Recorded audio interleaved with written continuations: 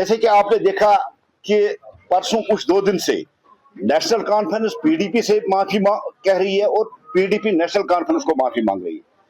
जबकि अगर आप उठा के देखोगे तो दोनों की दोनों जमातें जिन्होंने कश्मीर को लहू लोहान कर दिया, कश्मीर के बच्चों को जिन्होंने मरवा दिया, ये दोनों आईएसआई और पाकिस्तान के इशारे पे काम करने वाली सरकारें थी और आज भी उसी पे ये काम कर रही है। मीडिया का सवाल होगा क्यों, मैं आपको समझाता हूं। आज सुबह ख्वाजा आसिफ जो पाकिस्तान के मिनिस्टर है वो एक स्टेटमेंट देते हैं कि जिस तरह से हम इंडियंस को ट्रीट कर रहे हैं उसी तरह पीओजेके के सिटीजन्स को हम ट्रीट कर रहे हैं। और एंडोर्स किया उन्होंने कि पाक ऑक्युपाइड जम्मू कश्मीर भारत का हिस्सा है, भारत का अभिन्न अंग है। और सब जानते हैं 30 साल तक पाकिस्तान ने यहां कौन सी गोलियां, किस तरह से बम, किस तरह से ग्रेनेड चलाए और हजारों की तादाद में यहां उन्होंने बच्चों को मरवा दिया। वही सेम डिजाइन, सेम पैटर्न आज पीओजेके में वो दोहरा रहे हैं।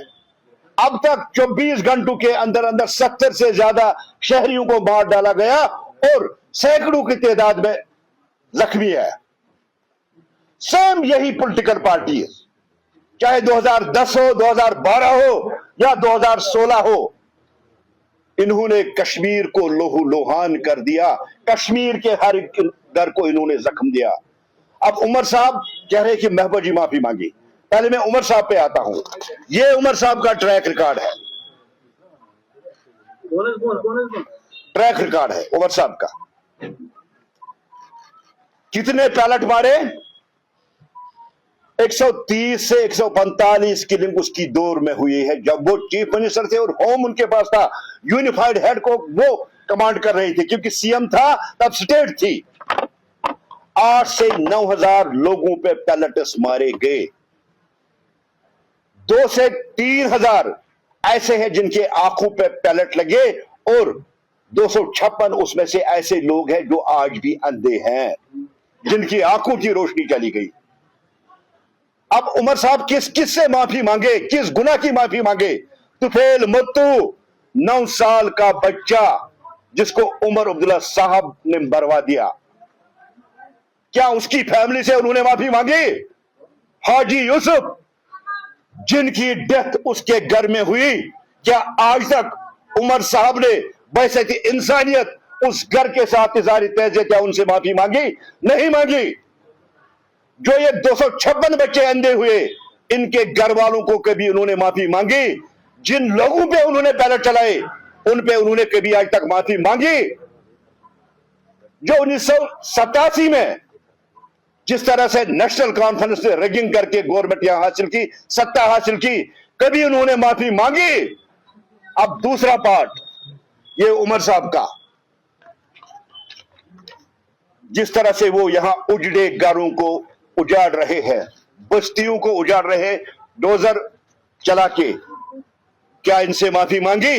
नहीं, नहीं मांगेंगे। तीसरा ये उमर साहब का रिपोर्ट कार्ड है, क्या किया उन्होंने 2 साल में। ये नेशनल कॉन्फ्रेंस का रिपोर्ट कार्ड है, क्या किया उन्होंने 2 साल में। यह भी उमर साहब की एक बहुत बड़ी अचीवमेंट है।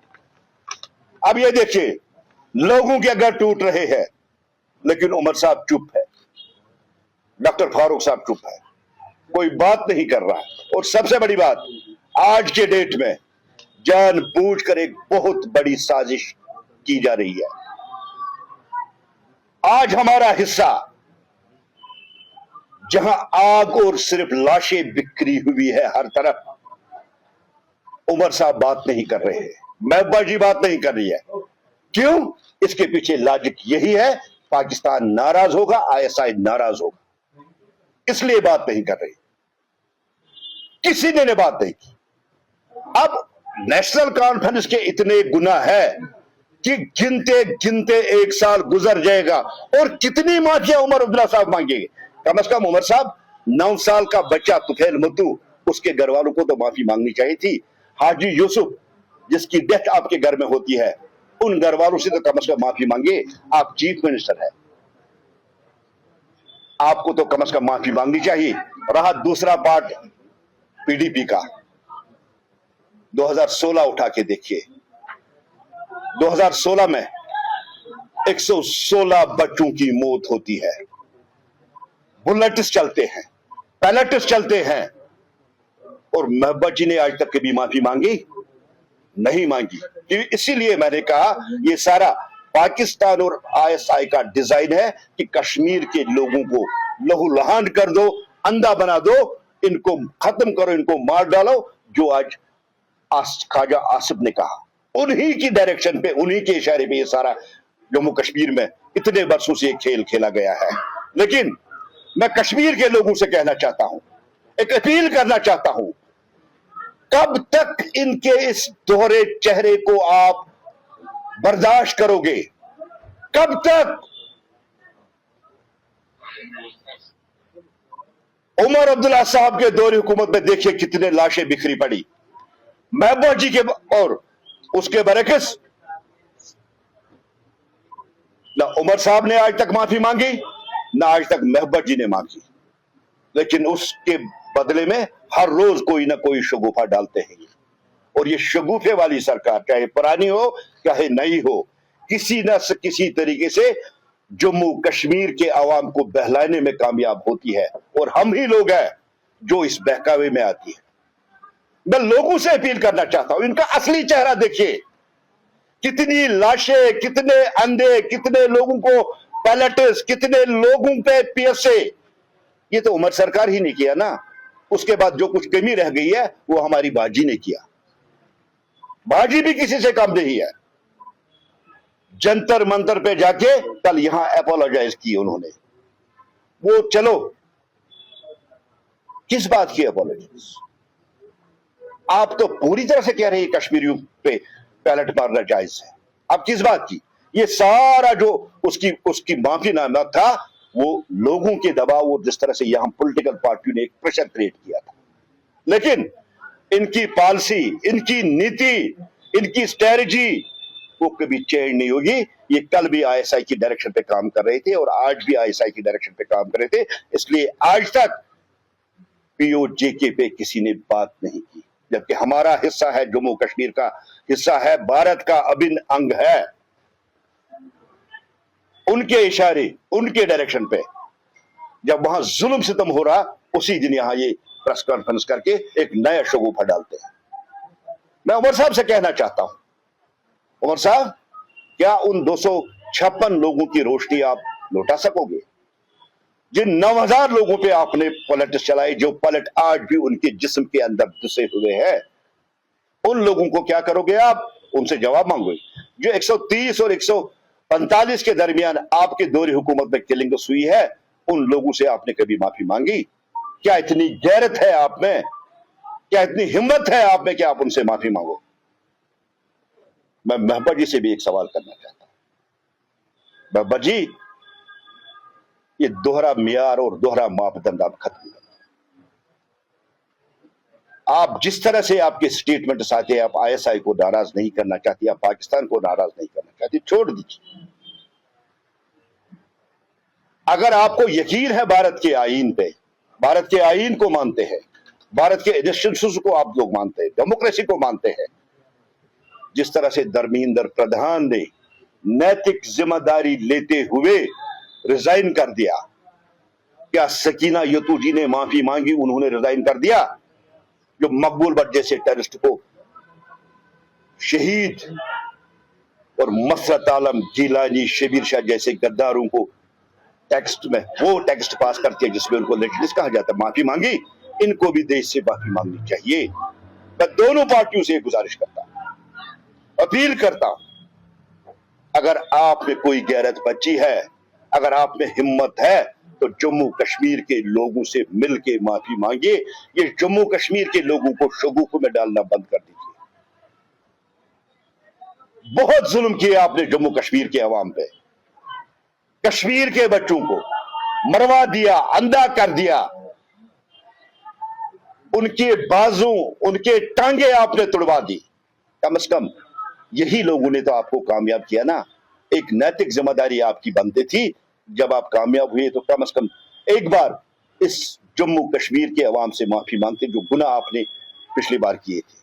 और दूसरी हमारी महबूबा जी, जिसको अब कश्मीर छोड़ के अब जंतर मंतर पे जा रहे हैं। जंतर मंतर में जो प्रोटेस्ट हुआ वो स्टूडेंट्स का प्रोटेस्ट था। अपने कैरियर को लेके चिंतित थे, लेकिन भारतीय जनता पार्टी, देश के प्रधानमंत्री ने बहुत जबरदस्त नोटिस दी। बाकी सारा आपको पता क्या क्या कश्मीर में जो बच्चे हैं, जिन बच्चों पे आपने पलट मारे, क्या आपके दिल में उनके लिए कोई दर्द नहीं है? जिन लोगों को आपने मरवा दिया, कोई दर्द नहीं है? वो इंशा बच्ची जो आज भी अंधी है, उससे आपने माफी मांगी, उसके घर वालों से माफी मांगी। मैं इन दोनों पॉलिटिकल पार्टियों से यही कहना चाहता हूं, आपको मिलके जम्मू कश्मीर के अवाम से माफी मांगनी चाहिए। अगर कोई सवाल है। जिस तरीके से 5 अगस्त आ रहा है, जम्मू कश्मीर की सियासी जमातों ने, एनसी ने, आज़रुल्लाह, पीडीपी ने एहतजाज की तैयारी की है, किस तरीके से आप इसे देखते हैं? देखिए, बड़ा हाई वोल्टेज ड्रामा होता है।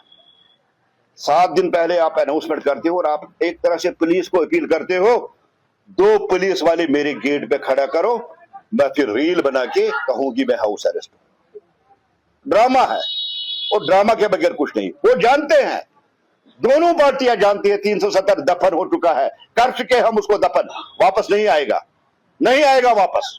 दुनिया की कोई ताकत उसको वापस नहीं। हाँ, अब ड्रामा करना है, गेट को अंदर से ताला लगाना, वीडियो बनाना और वीडियो को सोशल मीडिया पे चलाना है, फिर एक बार वही शगुफा, फिर आप एक बार लोगों को बहकावे में लाना। ये खाली ड्रामेबाजी और कुछ नहीं। ठाकुर साहब, आप पलट्स के बारे में भी बोल रहे थे, ना यहाँ से माफी गई ना दिल्ली से माफी गई, दिल्ली से, कश्मीर से लेकर दिल्ली पे पलट पहुंच गया। क्या वहां से माफी नहीं आनी चाहिए कि आप कश्मीर की? देखिए, कोई पलट नहीं चला। राहुल गांधी जी झूठ बोल रहे हैं, कोई पलट नहीं चला। उसकी क्लैरिफिकेशन भी दी गई। और सबसे बड़ी बात, जो वहां एक्शन हुई है, देश के एजुकेशन मिनिस्टर ने रिजाइन कर दिया, एक 6 मेंबरी टास्क फोर्स बनाया गया, 10 साल से लेके 10 करोड़ तक का जुर्माना, कैद की सजा, उससे बढ़कर क्या होगा? ये चिंता होती है देश के फ्यूचर की, ये चिंता होती है देश के स्टूडेंट्स की। उसके बरकस आप कश्मीर में आके देखिए, एक तरफ आप पैलेट मारते हैं, गोलियां मारते हैं, मार डालते हैं, और दूसरी तरफ आज तक आपने कभी किसी से माफी नहीं मांगी।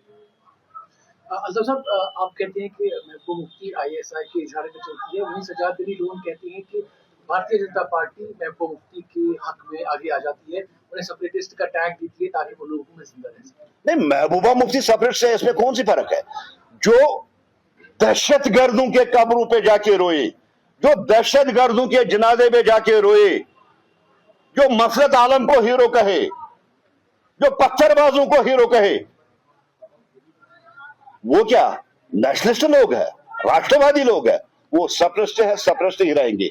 और अगर महबूबा मुफ्ती राष्ट्रवादी होती, नेशनलिस्ट होती, सबसे पहले उसको काम करनी चाहिए थी जो अभी हमारा जो पुलिस कांस्टेबल शहीद हुआ आशिक साहब, उनके घर तक सहमत करने के लिए नहीं। इसके बरकस अगर कोई पाकिस्तानी मिल दहशतगर्द यहाँ का कोई दहशतगर्द मर चुका होता, वहां वो गड़ियाली आंसू बहाने चली गई होती। अल्ताफ साहब, जैसा कि आपने कहा कि उमर अब्दुल्ला या महबूबा जी को माफी मांगनी चाहिए कि बैलेट्स का बेतहाशा इस्तेमाल हुआ या वोटिंग का बेतहाशा इस्तेमाल हुआ। अगरचे गवर्नर इंतजामिया भी थी यहाँ पे, तो गवर्नर इंतजामिया ने उसके बाद उन लोगों का कैसे मरहम किया जो इस तरह के बेचारे मोहताज रहे? अब देखिए, सबसे बड़ी बात है कि आप 2019 उठा के देखिए। 2019 के बाद जब एब्रोगेशन 370 हुआ और जम्मू कश्मीर का विलय पूरी तरह से यूनियन ऑफ इंडिया में हुआ, एक पैलेट मुझे बता दीजिए कहीं चला है? एक गोली, एक सिविलियन किलिंग आप मुझे बता दिए इन 6 सालों में कहीं नहीं हुई, ना होने देंगे। हम कन्याकुमारी का बच्चा हो चाहे कश्मीर का बच्चा हो, हमारे लिए सारे बच्चे हैं, स्टूडेंट्स हैं। हम पैलेट और बुलेट मारने वाले नहीं, हम फूल देने वाली पार्टी है। हम जम्मू कश्मीर के बच्चों को फूल देंगे, हम गोलियां नहीं मारेंगे, हम पैलेट नहीं मारेंगे। और जहां तक आपके सवाल का है, बहुत अच्छा सवाल आपने किया।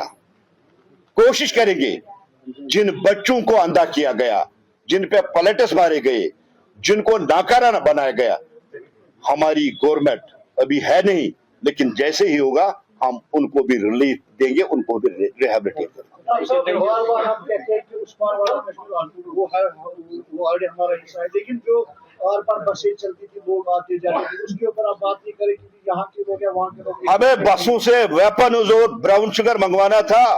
आपने देखा ना इतने सालों में कितना ब्राउन शुगर और ड्रग्स आए। कोई बस नहीं चलेगी जब तक दहशतगर्दी है। पानी भी बंद, बातचीत भी बंद, बसें भी बंद।